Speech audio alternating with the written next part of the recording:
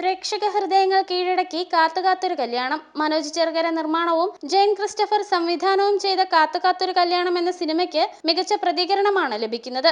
Super, നല്ല theme, ഫാമിലിക്ക് വന്ന് എന്റർടൈൻ ചെയ്യാൻ പറ്റിയ സിനിമ. കൊള്ളാം, സൂപ്പർ പടം, സൂപ്പർ പടം, കണ്ടിരിക്കാൻ കൊള്ളാം.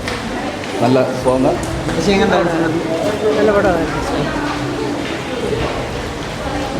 നല്ലൊരു സിനിമയായിരുന്നു. വളരെയധികം ഗ്രാമീണ ഭംഗി വളരെയധികം എടുത്തൊരു സിനിമയാണ്. നല്ല ഫാമിലി എൻ്റർടൈൻമെൻറ്റ്.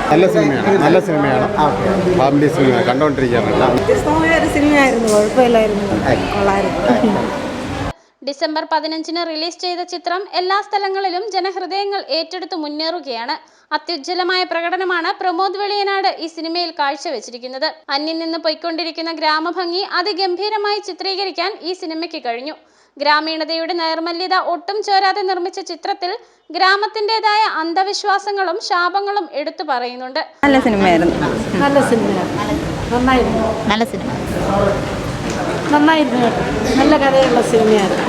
ആദ്യം മുതൽ അവസാനം വരെയും സസ്പെൻസ് നിറച്ച ഒരു കോമഡി ഫാമിലി എന്റർടൈനർ ചിത്രമാണ് കാത്തുകാത്തൊരു കല്യാണം.